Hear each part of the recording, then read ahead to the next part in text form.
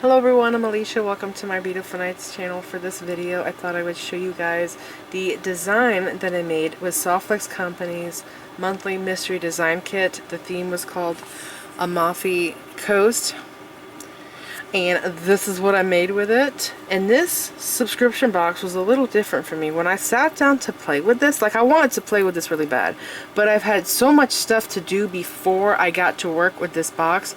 For example, I did a tutorial on this spiral rope bangle. It is a continuous stitch. It's seamless all the way around.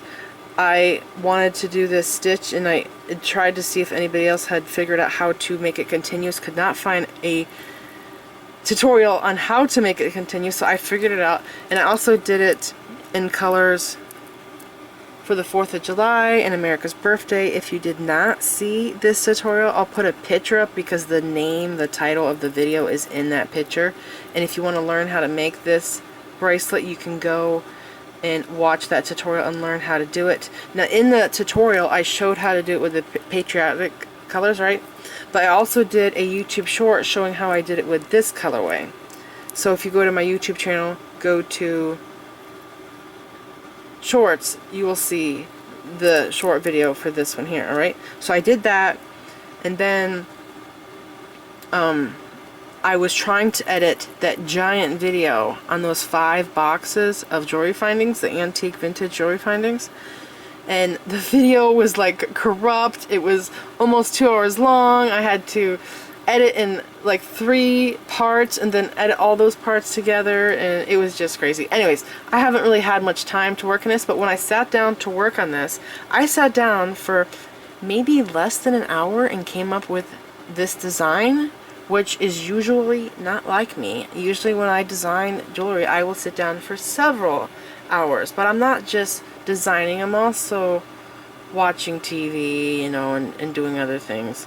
And sometimes I'll even be editing while trying to design. So anyways, this is the design I came up with.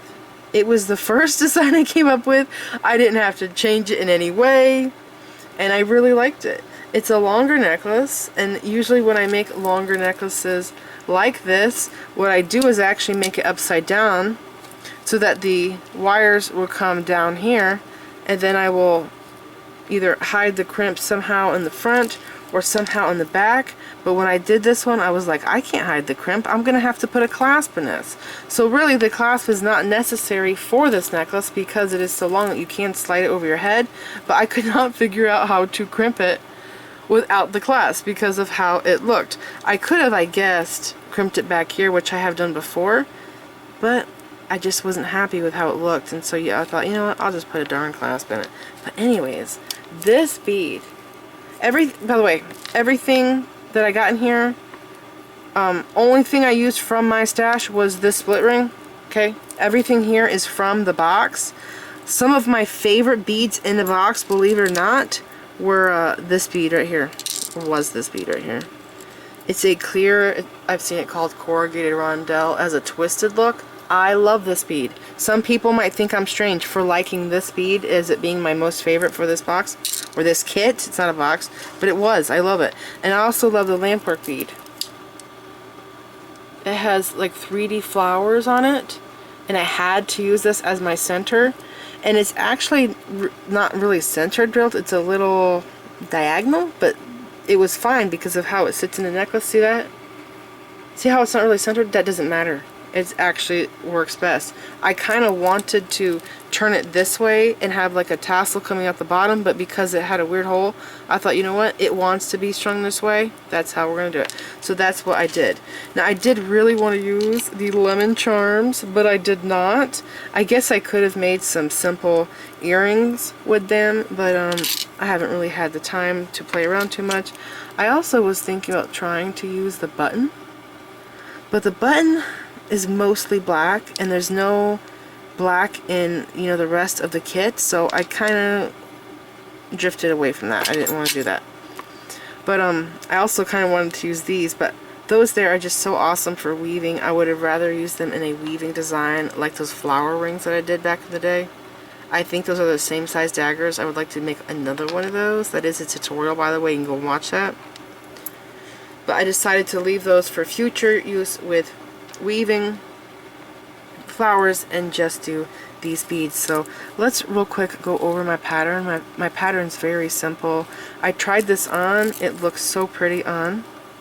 The colors are so fun and happy, very classy, looking very clean.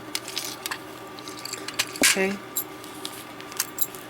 So I started with, like I say, whenever I design, so whenever I get a kit like this, try designing, whenever you get a subscription kit like this, try designing this way, okay, just and see how it turns out for you. So the bigger beads, okay, the focal beads, which there still are 2 here left. I didn't use them at all because of their color. So I put this one down here at the center first, right? And then I noticed that I had these white ones, and there's 4 of them. Okay, and I had 4 of these that were blue. They're 2 different shapes, but I had 4 of them. And so this was my center, and because it is, I guess, more clear and white than blue, that's best for the center. And then, like, instead of putting this here, I realized that this bead is bigger than this. It would be best here. So then I did the round coin, okay? And then I did the ceramic bead, and then the next bead, which is smaller, and then that one there, okay? And then the next bead, the next size down, or the one that I had just the right amount of, was the bicone, the 8mm check glass bicone. I think it was called Sun Cut. I swear there's more facets on this bead than regular bicone, like it's special. I've never seen one like that before. And so I put 1 on each side, okay, of this bead, because there's less blue in it, and there's more white and less blue in this, so I did the same there, same on this side, okay, and so forth. And then this bead, because it is so blue, I didn't want blue beside it. I did a different color, which was white, which this is a Chinese crystal coin bead. It's white and it makes the blue pop, so, and I had enough of them, so I did 1 on each side of that. Same here, okay? And then in between, I'm like, well, I have a lot of these clear beads that I love, and the yellow ones. And there is another shape here. It's like a hexagon or something. Like they're different. This is a regular Chinese rondelle, but this one's a special cut. Yeah, I think I've only received this like 1 other time. It's very gorgeous. So I only used the original Chinese one, right? And I put that in between each pattern. So this is a pattern, that's a pattern, okay? And then this here, you know, they're very much alike. Pattern, pattern. I laid that out on my design board. I put a yellow rondelle in between, and then I brought in the clear, and I put 1 clear in each side, okay? And then I'm like, well, now I have to do something for the back of the necklace. And because these are kind of decorative, very focal-like beads, I wanted them at the front, and they're larger, and I wanted to do smaller beads for the back of the necklace. So then for the back, I did 3 melons, because it's just more appealing to the eye. The clear and the 6mm bead, and then the clear, okay, and then the melons repeat again, and then I did this, so that mermaid bead there, so the clear, the mermaid, and the clear, and I repeated that until I was happy with the length. And then I looked in the mirror and I thought it was perfect length. I think it's 30 inches.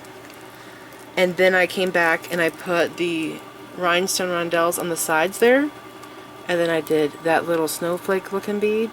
Now these here have large holes, and I put, can you see it?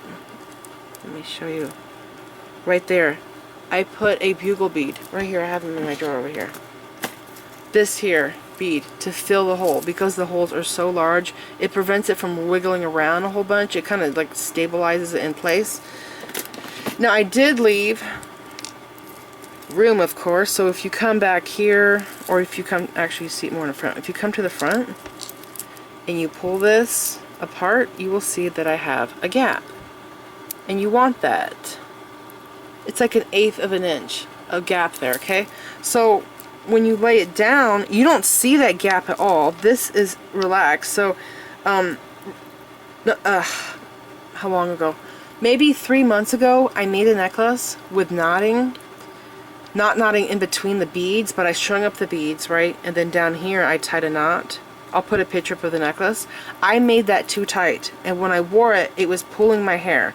So you always want to make sure that you don't string your beads up too tight. So like when I put this away into a baggie, I can actually wind it up 3 times and it's not too tight. Does that make sense?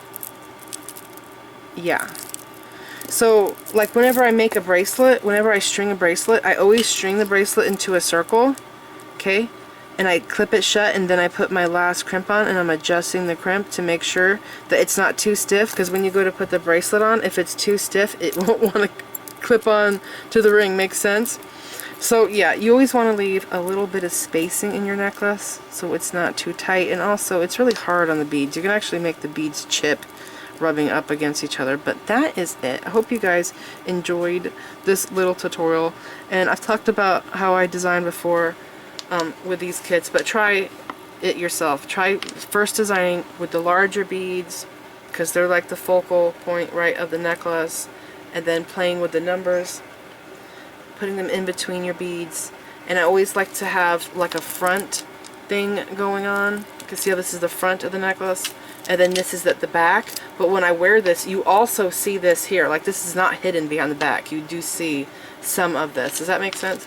So yeah, that's just something that I like to do. That's how I like to design. But comment in the comment center and tell me what you think. How do you design a necklace? Do you design like I do? Do you think of it that way?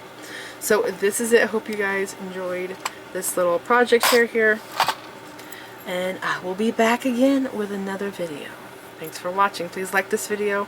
Leave me a comment. Subscribe if you want to see more of my videos. Make sure you click the bell button so that you get notified whenever I upload new videos. And follow me on my social media sites. I'm on Instagram, Pinterest, and X. Thanks for watching.